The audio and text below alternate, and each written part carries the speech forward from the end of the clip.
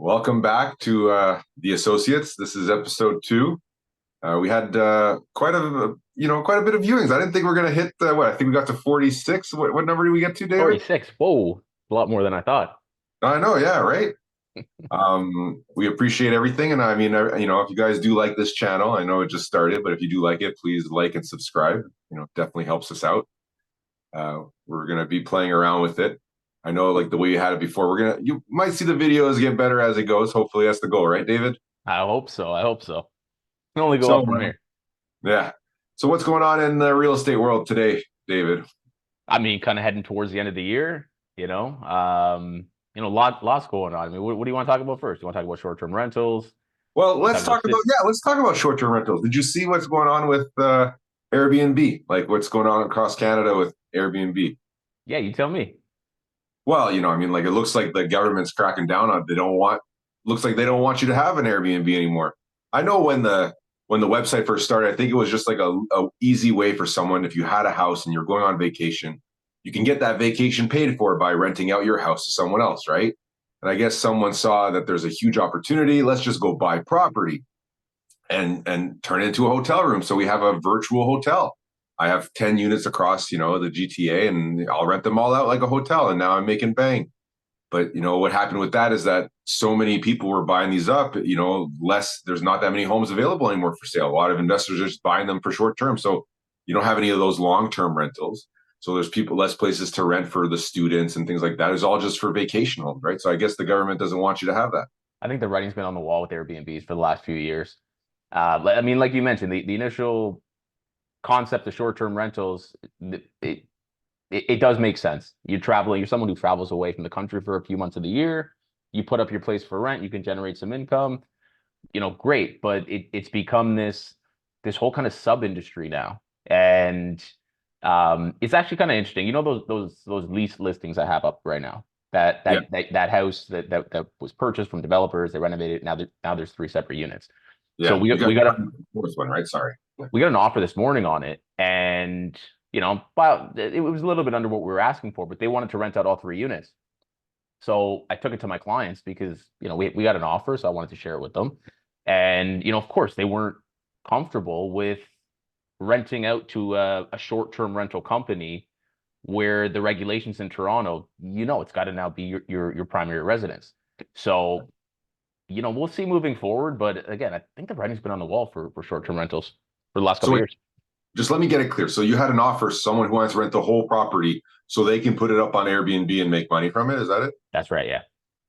Wow, that's crazy, eh? When you think about it. So the communication I got was that they have other means of advertising the property outside of Airbnb.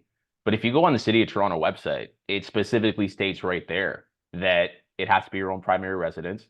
And the limitations aren't just to Airbnb itself. It's for any sort of mediums that advertise short-term rentals. So yeah, again, a lot of people have been doing Airbnb arbitrage, which is what this offer was intended to do, which is I'm going to rent your property on a long-term basis. And in the schedule, you're going to allow me to sublet it, to lease it on a short-term rental basis. So, right. Understandably, my guy said no. Well, I mean, like, I guess a lot of people are starting to feel like that, like that this Airbnb is going to end because you're seeing more and more condos come up on the market, right? And like, all these places aren't just like long-term rentals. These are places that would use 100% must have been Airbnb before, right? So like, I don't know what's the inventory number for condos right now. I think we're like plus six months inventory. We're just under. I think in Toronto right now 5.8, 5.9 months of inventory was the last print. But yeah, I mean, again, kind of an easy target. Target. These people running these Airbnb arbitrage. Sure, now, they'll probably still have it for cottage country, but yeah, for sure, yeah. But think about, I mean, if let's say they ban Airbnb all over downtown, what do you think is going to happen to hotel prices? What do you think they're going to come down? No, I think they're going to go up. Obviously, you think so? Yeah, there's less competition, right? There's less available now. There's not as many. So, I mean, not as many condos. I guess hotel rooms available, right? So I think you're going to see those prices go up. It's just, I just don't see why they would go down. I think there's going to still be a lot of people running these illegally. Even the other day I was coming up my elevator and I saw like 3 separate sets of people in the lobby with with travel ban. I know it's holiday season, so maybe there are people that are are traveling somewhere, but it still happens, right? People are going to try to skirt the rules until they get caught, so we'll see. We'll see. For sure, for sure. I guess time will tell and see how far this they push this thing, right? Maybe they'll ban Airbnb altogether. Won't be able to do any short-term rental at all anymore. But I don't see how that would make any sense. Again, it's supposed to be your primary residence. You're supposed to now have a business license. You're supposed to remit taxes. So the city's trying, but how much of an effect is that going to have at? We'll Yeah, see. for sure. We'll see. Yeah. Well, earlier today you were telling me about this new EV mandate. Making What's headlines the last few days. what's going on there? So what's that? You think it's going to be doable? You think it's doable to get fully electric by when? 2030? 2035. 2035. I guess they give themselves an extra 5 years, right? So apparently this has been going on in the US for a little while now. I think New York State, pretty sure California, there's some other states that have already implemented similar mandates. And now in Canada, what the intention is that they're going to go incrementally. So I believe by the year 2025, all new car inventory is mandated. It's supposed to be 20% EVs. And then that's gradually going to go up until we hit 2035. So is that doable? Probably not. I don't know. I don't know. We'll see. I mean, this whole push towards electricity, right? And that they're pushing these heat pumps on you now. They're doing all these things to go greener. But I mean, how much greener is it if everyone's just tripling? Like, where is this energy coming from? I mean, like, well, what we have the nuclear plant in Pickering. I mean, that must be powering a good chunk of the city, right? Like, how is that clean energy? It'll be interesting to see what happens. There's a whole argument with EVs. They're a better technology. You look at a lot of these famous EVs, you're paying your carbon footprint up front, and then the longer you have it, the better you are. But like the carbon footprint you're taking to build these cars is supposed to be more than a lifetime of you driving a gas car. So it's more than that. It's the recycling of these batteries is apparently extremely toxic to the environment long term. The mining of the lithium, which is a very finite mineral on Earth, or resource. I don't know what lithium is, to be honest with you, but it's limited. So again, we'll see. We'll see. But yeah, that's supposed to be coming down, an announcement from Canada in the near future. So we'll see what happens. I mean, you used to work at VW, right? So you have a little more insight on these car things. Do you think like that? So that means what? They're going to make less cars that are gas, and you'll have they'll have less units to sell, and they're just going to be pushing the electric cars more now. Is that it? From my understanding of it, they're going to slowly try to phase out, combustion engines but between now and 2035. I remember when I was selling, we had the e-Golf, which had launched in one of my last years selling cars. And there was these insane government rebates. I think it was upwards of $15,000-$20,000 rebates. The government's trying to incentivize this. So, again, we'll see. The whole argument about whether our power grid can even withstand this is another topic. It'd be nice to see some policy changes to make life less expensive, but for sure, 100%. We'll see what happens. Yeah. What's going on with this whole Dundas stuff too? You're telling me also Dundas Square, they were trying to rename it. What was the name again? Sankoff Square. Sankoff Square. And who is this? Sankoff Square. What does that mean? I read an article this morning in the Star, and the City of Toronto, they voted 19-2 to rename Yonge and Dundas Square to Sankoff Square. So in the brief reading that I did, Sankoff, the name originates, I believe, from Ghana, and it has something to do with reflecting on the past and trying to make changes moving forward. And again, another interesting headline from our wonderful leaders. Good old Canada, always trying to be as cancel culture as we can, right? So the history with Dundas? A little bit. I think you were telling me a little bit about it. Like, I guess he was in the he was in the slave. He brought some slaves over. Is that it? Apparently, he was in the slave trade back in the, I think, late 1800s. Slave trade through the Caribbean. Right. Is what I heard. So they also want to change the name of Jane Dundas Library. That's up for proposal. So again, I guess they got a lot of more money to burn, because I think it's going to cost a couple of millions just to do this name change, right? get everyone's address changed and all that stuff. So they voted against renaming Dundas, like the Oh, street Dundas. And initially the estimates came out, it was going to cost taxpayers about 8.5 million yeah. to because you got to rechange all the signs and you got to do that all across Postal Dundas. codes too, you got, well, not the postal codes, I guess, just the addresses itself, right? Having it in your system, you got to change all that stuff, right? Just everything. And I think the projection went from 8.5 billion or 8.5 million, upwards of 10+ million. And I believe they shut that down. But again, we'll see. We'll see. Taxes going out. Taxes Crazy. going out. Anything else going on?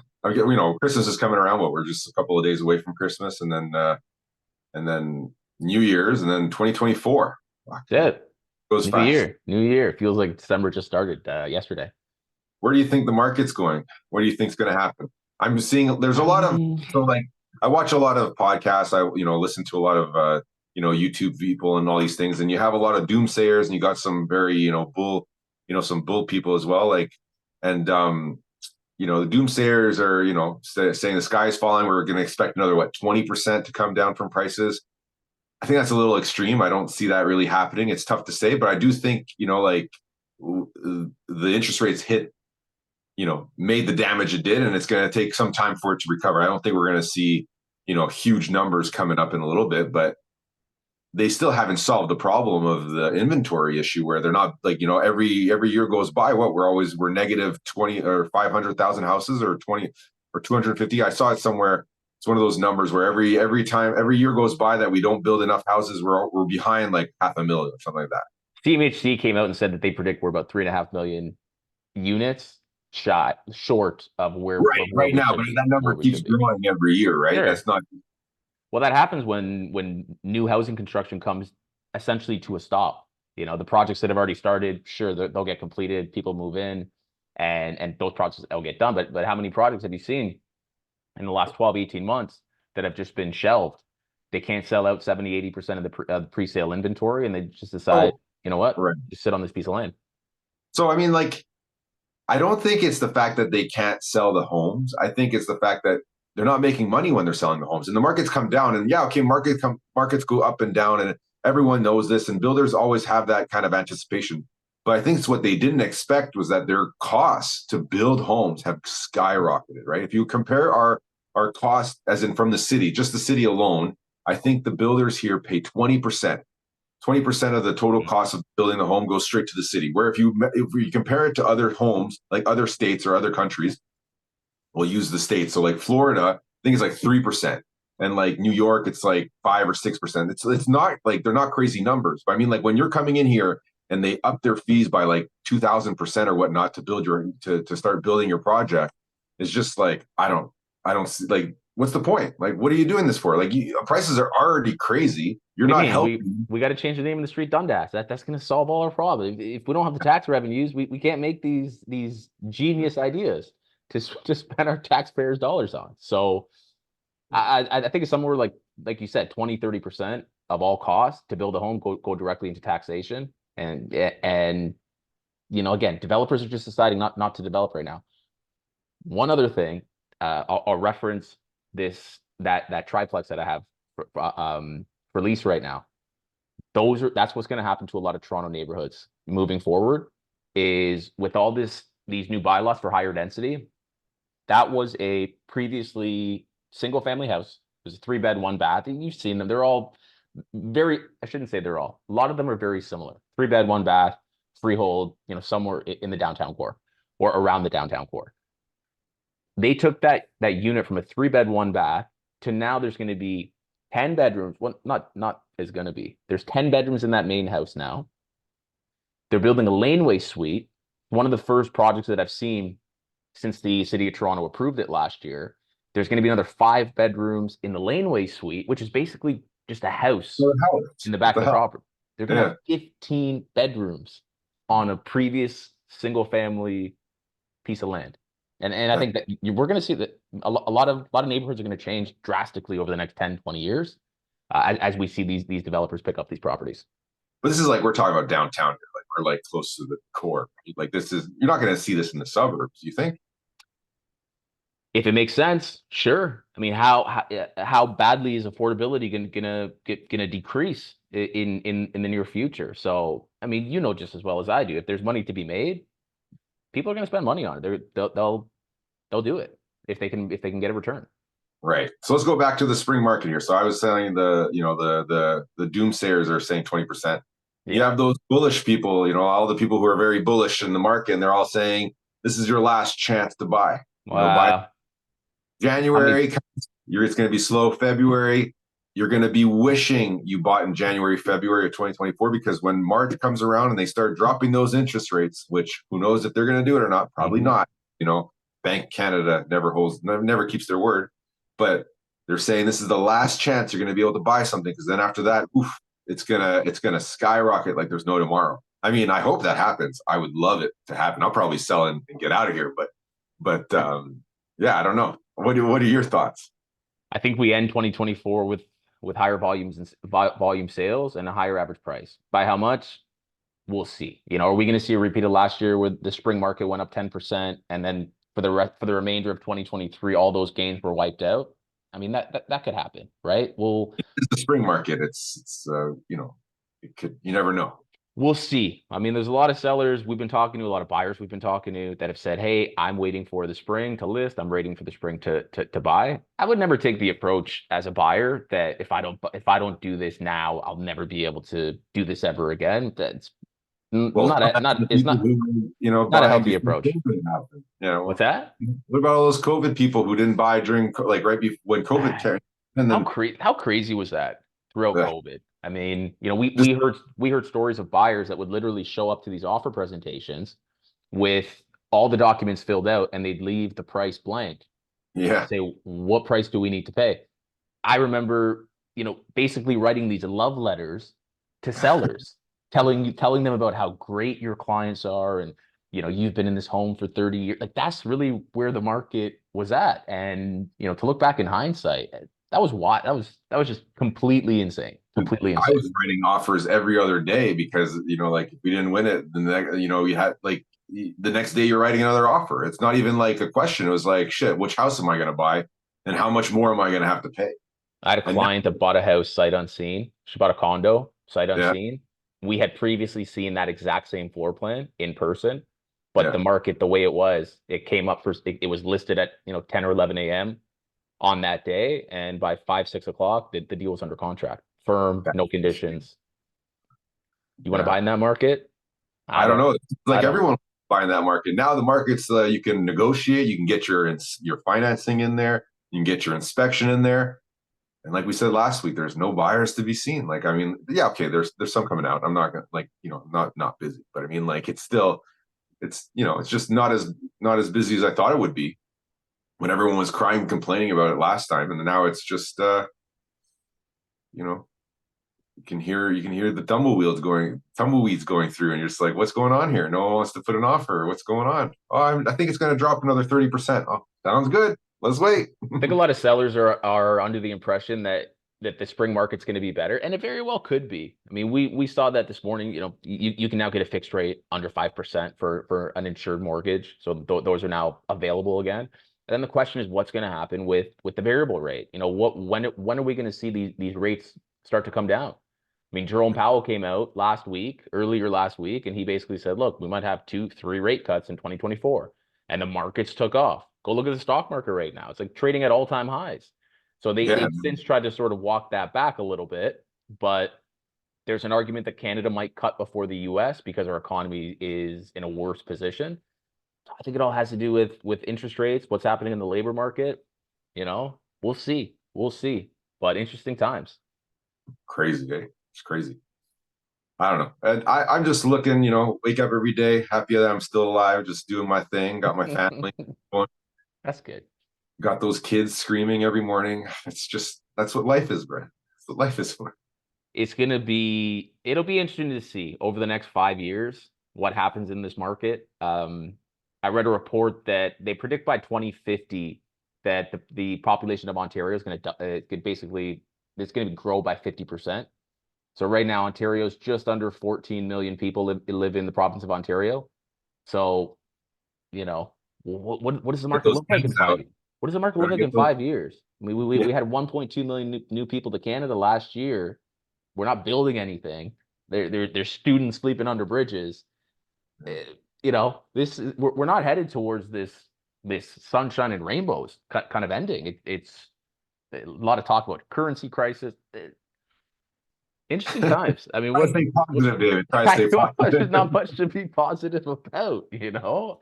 I mean, they're No, going to change the name of Young and Dundas to yeah, Sankoff Square yeah. for some virtue signal, moral. Well, we have people, you know, sleeping on the streets. We have homeless people. What are David. we doing? This is the whole goal. They want these Reel me back micro in. tent communities, these micro tent communities. They want to have you. They want you to be able to live within 15 kilometers, but they really want it in 15 meters. They want 100 tents just in one corner, so you can get everything you need, not have to get out of your area. We'll see. You know, again, are they going to start quantitative easing again to try to get the economy going, and then we just kick that can That'd down be the the road, worst thing they could do again. That'd be the print more worst. money, government buys up all the government bonds to keep that mark. You know, it just seems like our policy has been going in this insane direction for the last 20, 30 years. You know, and now here we are today with average home prices, you know, above $1 million. We're basically per capita, the average Canadian is poorer today than we were 5 years ago. So Well, what are you dude, a gonna bag of milk what is is like what is seven the answer? bucks. What do you expect? What is the answer? EV, we're gonna have an EV mandate and everything's gonna be great. You know, like Yeah, what are some that plans? David. Sorry, I didn't mean to cut you off. No. The EV car, the average price for an EV car, I think, is $14,000 higher than the average price for a gas car. Okay. So they're pushing all these. They want you to go green, but it's more expensive. Everything is more expensive. So I don't understand how this is helping anyone. Like, how are you supposed to afford a car? It's $14,000 more. That's a lot of car that you're giving up. And we're not talking like these EVs that are 14,000. They're not big. They're small. You better hope and Family. pray that once that battery warranty expires, that battery stays in usable condition because you've seen these horror stories. To replace an Oh yeah. EV battery is like 20,000. You might as well just go and throw a stick of dynamite into that car if it's out It's of not even that, warranty dude. They because catch on it's fire. it's They catch on useless. fire. Yeah. So, you know, again, it would be nice to see some sort of policy to help the average Canadian to make life more affordable. And it feels like every single policy decision, every single new law that comes out, it makes things more expensive, more expensive, and more expensive. So Well, we because had, honestly, David, we make too much money here. We make too much money. The yeah, government needs our money because they don't know what to do with it. They keep printing. They send money all over the world to help everyone else, but they don't want to help us. But what are you going to do? You know, again, it would be nice to share some sort. I mean, what is positive? Let's switch things up a little bit. It's the holiday season, becoming right? positive, It's a time to yeah, see family and friends. You know, yeah. hopefully you have some family out there. If not, hopefully you got some friends. You get some time off work. Hopefully. You get some time off work. You know, you get to relax a little bit, kind of reset, prepare for 2024. You know, at the end of the day, there is a lot to be thankful about living in Canada, living in Toronto, and that's true. And there's a lot of negativity. Come on, like at the end of the day, I think we've become accustomed to this lifestyle of being very comfortable. I mean, think about it. We have you open up your phone and order Uber Eats and in 2 seconds. Like we don't have wars going on. There's no bombs going off in the distance. There's no firefights that you hear. I mean, I guess there's some positivity there, but Yeah, but I mean, like you got to think, like because we don't have all that going on now, they're looking for things that need to get fixed that don't need to be fixed, and that's why we hear all these other stories.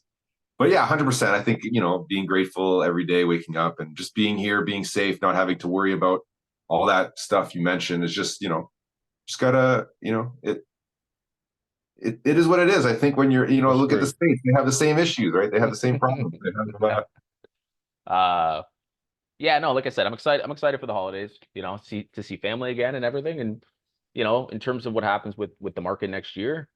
Like that's my prediction. We'll end 2024 with lower interest rates, and the average price, I believe, will be higher than what it is today. So, what's your take? I agree. I think we're gonna see. I think 2024 will be a year of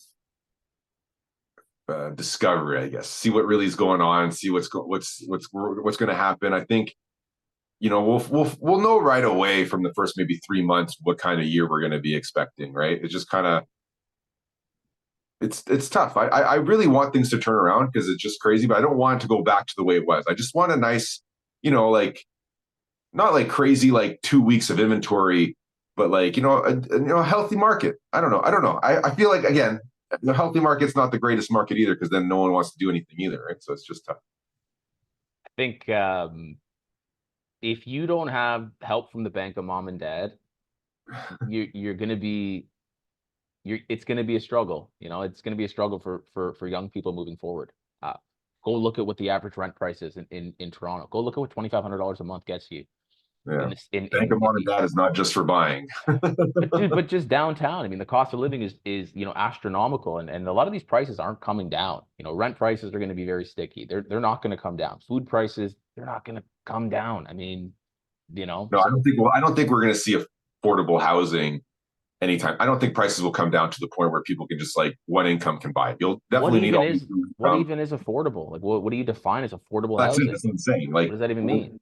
yeah, I don't think we're gonna find like, like houses prices are the house price, and it is what it is. And if you get into the market, amazing. You're gonna have to take your step by step, buy a condo, upgrade to a bigger condo, sell that condo, get a townhouse. From the townhouse, get into a semi, and then go into a detached. Or you start off downtown, and then you go to Scarborough, and then you go to Pickering, and then Whitby, and then you end up in Bowmanville when you're done, and you get your that massive 5-bedroom home that you've always wanted, and it's pretty much free because it's cost the same price as your condo is downtown now. So We'll see. We'll see what happens. sounds good.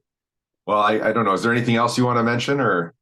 I mean, I just think I'm watching closely what's happening as much as I can what's happening within the economy. I mean, if you look at gold prices are at all-time highs. I think an ounce of gold is $2,200 right now.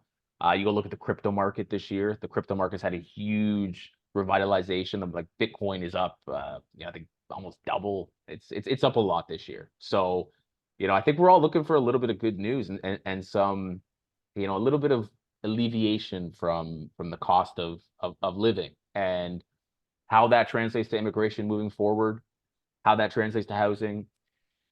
It'll be interesting to kind of see what happens in the end. But yeah, anything else you got? Well, I guess positive. Markets are up, like you said. The stock market's up. Everything I have is up, so I'm happy. No complaints there. I just think we just gotta just keep pushing forward. I think that we're getting to the end of this. It looks like inflation is somewhat getting under control. Hopefully, we don't get a second wave. I know there's some people are anticipating that, which could be because I think if you don't keep the rates high enough, long enough, then we're going to just see this happen again. But anyway, I think it is what it is. But I think first thing everyone needs to do after they watch this video is like and subscribe. Like and subscribe. Yeah, I think one of the arguments for the second wave of inflation is that if we cut our interest rates before the Fed, we could be importing a lot more inflation. And if that lowering of interest translates to higher home prices, and that goes to the cost of shelter, and again, it's just when you look at where we're at and the path to things becoming better, it's just not a lot of good, not a lot of like great outcome scenarios. I mean, really, go look at the national debt. Go look at the debt of the city of Toronto. City of Toronto is over $1 billion in debt. I know, COVID obviously had some lingering effects on that, but we're now approaching 4 years after COVID. So, when do we balance our budget? When do we get taxes back to a certain point? And ultimately, I think we're going to end up higher property taxes, higher costs of goods and services, and just overall a poorer Canadian. I think that's where we're headed. I hope it's not true. Hope it's not true. Maybe we should invest in some gold. Maybe that should be our clip nail there. Poor Canadian. Poor Canadian? Yeah, poor Canadian. Yeah. We'll see what happens. But yeah, 2023 almost in the books, and on to the next year. Sounds good. Well, I guess we'll I don't know. Are we gonna do another one next week, or do you think we wait and then do another one after? Yeah, we'll do 100%. Yeah, we'll do another one next week. We'll see you guys next week. Sounds good. Well, everyone, like I said before, like and subscribe. We'll see you next week. Gotta do it too. Come on. Like and subscribe. Smash that like button. Smash it. Sounds good. And we'll see you next week. Later.